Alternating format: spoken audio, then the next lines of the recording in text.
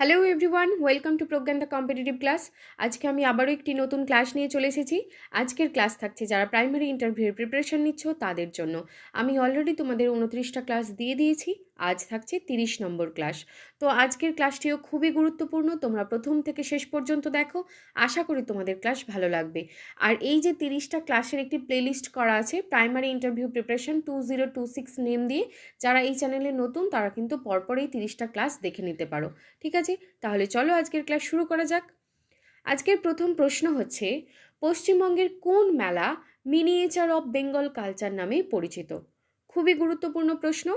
তাহলে দেখো যে শান্তিনিকেতনের যে পৌষ মেলা বাংলা সংস্কৃতি ও ঐতিহ্যের একটি ক্ষুদ্র সংস্করণ বা মিনিয়েচার অফ বেঙ্গল কালচার হিসাবে পরিচিত। ঠিক আছে, পরবর্তী প্রশ্ন কি বলছে দেখো। প্রশ্ন হচ্ছে যে পশ্চিমবঙ্গের রাজ্য শিক্ষানীতি 2023 অর্থাৎ West Bengal state education policy 2023 কোন কাঠামোর সুপারিশ করেছে? ঠিক আছে, এনইপি 2020-র বেশ কিছু জিনিস কিন্তু আমাদের এই স্টেট এডুকেশন পলিসিতে মানা হয়নি। তো কোন কোন তাদের মধ্যে হচ্ছে গুরুত্বপূর্ণ হচ্ছে যে শিক্ষা কাঠামোটা যে সুপারিশ করা হয়েছে এনইপি 2020-তে, সেটা কিন্তু পশ্চিমবঙ্গ যে শিক্ষানীতি সেটাতে কিন্তু ডিফারেন্ট। তো তাহলে সেই সুপারিশটা কি দেখো।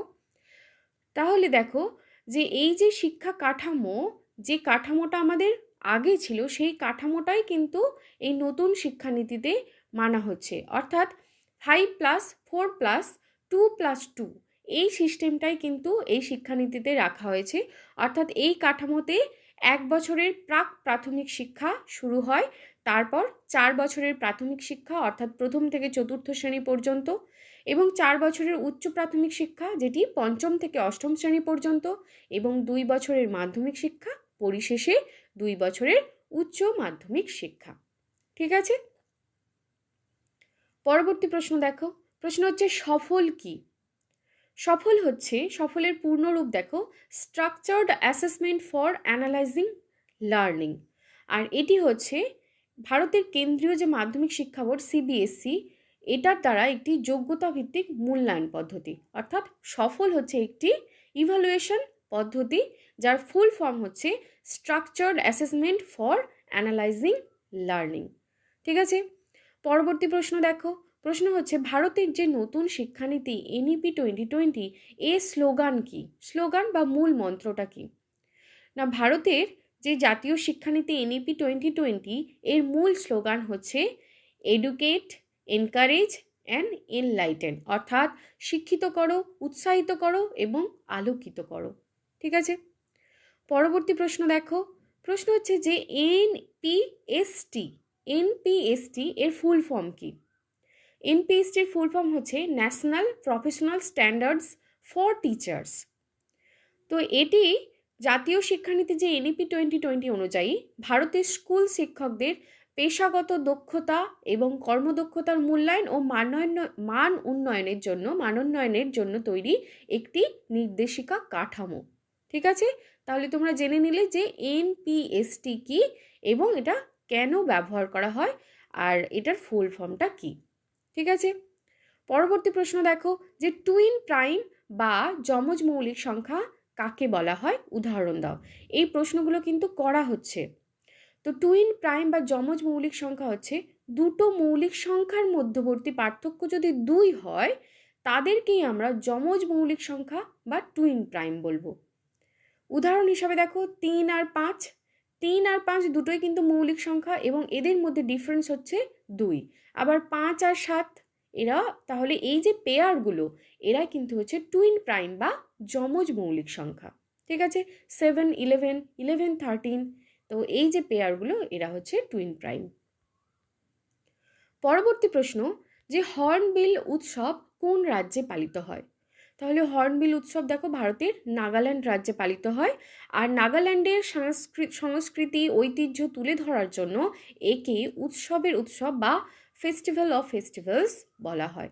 তাহলে এটাও কিন্তু খুব গুরুত্বপূর্ণ যে উৎসবের উৎসব বা ফেস্টিভ্যাল অফ ফেস্টিভ্যালস কাকে বলা হচ্ছে? না, হর্নবিল উৎসবকে বলা হচ্ছে ফেস্টিভ্যাল অফ ফেস্টিভ্যালস। ঠিক আছে, কোন রাজ্যে পালিত হয়? না, নাগাল্যান্ড রাজ্যে পালিত হয়। নেক্সট প্রশ্ন মেধা পাটেকর কে ছিলেন? তাহলে মেধা পাটেকর ছিলেন একজন ভারতীয় সামাজিক কর্মী বা পরিবেশবিদ এবং বিখ্যাত পরিবেশবিদ, যিনি মূলত নর্মদা বাঁচাও আন্দোলনের প্রতিষ্ঠাতা হিসাবে বিশ্বজুড়ে পরিচিত। ঠিক আছে, নর্মদা বাঁচাও আন্দোলনের যে বিশেষ একজন ব্যক্তিত্ব হচ্ছেন মেধা পাটেকর। পরবর্তী প্রশ্ন, যে হ্যালির ধূমকেতু কত বছর অন্তর দেখা যায়? হ্যালির ধূমকেতু সাধারণত 75 থেকে 76 বছর অন্তর পৃথিবী থেকে খালি চোখে দেখা যায়। সর্বশেষ দেখা গিয়েছিল 1986 সালে এবং পরবর্তীতে 2061 সালের মাঝামাঝি পুনরায় দৃশ্যমান হবে বলে আশা করা যায়। ওকে, পরবর্তী প্রশ্ন দেখো। প্রশ্ন হচ্ছে, ব্রতচারীর 12টি পণ বা নীতি কি কি? খুব গুরুত্বপূর্ণ প্রশ্ন। আমি একটা ক্লাসে তোমাদের পড়িয়েছি যে ব্রতচারীর 5টি ব্রত কি। তো এখানে হচ্ছে ব্রতচারীর 5টি পণ কি কি।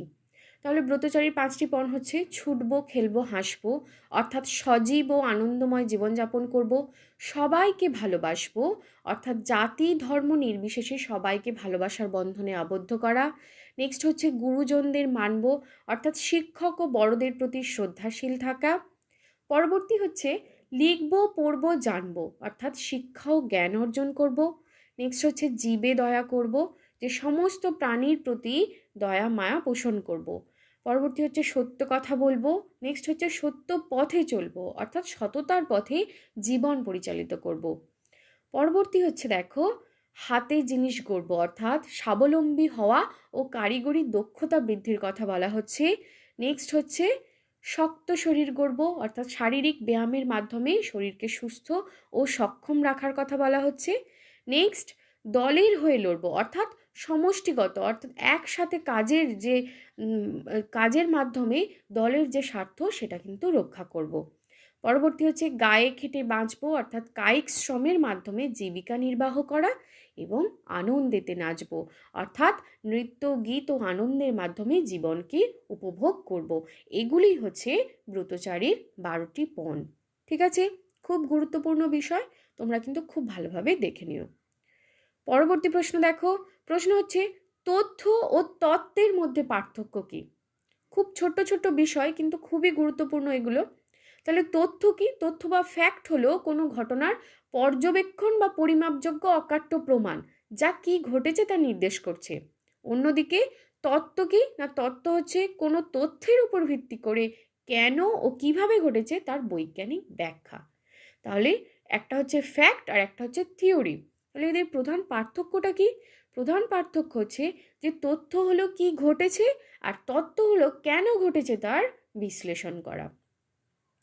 তথ্য সাধারণত পরিবর্তন হয় না, কিন্তু নতুন প্রমাণের ভিত্তিতে তত্ত্ব পরিবর্তিত বা পরিমার্জিত হতে পারে। ওকে, পরবর্তী প্রশ্ন দেখো। প্রশ্ন হচ্ছে, গুগল চরিত্রের স্রষ্টাকে? বিভিন্ন চরিত্রের স্রষ্টা কে সেগুলো কিন্তু জিজ্ঞেস করা হচ্ছে। আমি কিন্তু বিভিন্ন ক্লাসে তোমাদের এগুলো করিয়ে যাচ্ছি, তো তোমরা কিন্তু ভালোভাবে এগুলো আরেকবার দেখে নেবে। গুগল চরিত্রের স্রষ্টা হচ্ছেন বিশিষ্ট বাঙালি সাহিত্যিক সমরেশ বসু। পরবর্তী প্রশ্ন দেখো, যে দ্বীপ ও বদ্বীপের মধ্যে পার্থক্য কি? তাহলে দ্বীপ ও বদ্বীপের প্রধান পার্থক্য হচ্ছে গঠন প্রক্রিয়া ও অবস্থানের উপর। দ্বীপ হলো চারিদিকে জলবেষ্টিত যে কোনো ভূখণ্ড, যা আগ্নেয়গিরি বা সমুদ্র স্রোত দ্বারা তৈরি হতে পারে।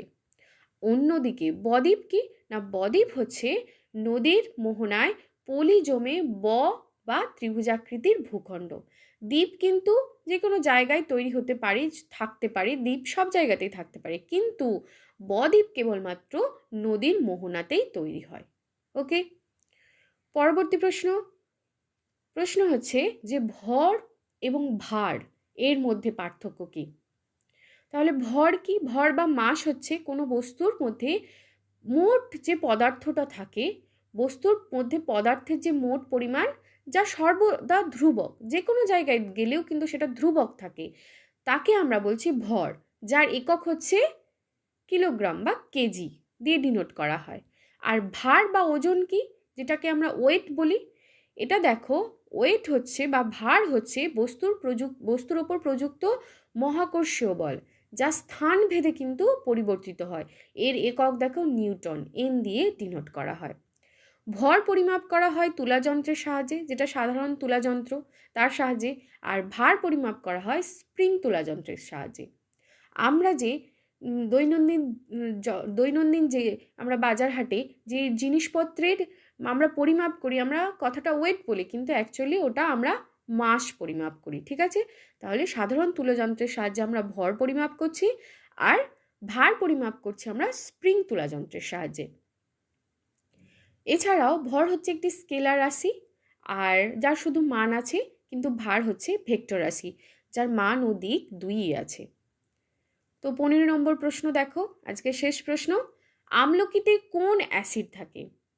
আমলকিতে প্রধানত অ্যাসকর্বিক অ্যাসিড থাকে, যেটাকে আমরা যেটাকে মানে ভিটামিন সি এর যে বৈজ্ঞানিক নাম সেটাই হচ্ছে অ্যাসকর্বিক অ্যাসিড। তো আমলকিতে এই ভিটামিন সিটা থাকে, এছাড়াও সামান্য পরিমাণে সাইট্রিক অ্যাসিডও থাকে।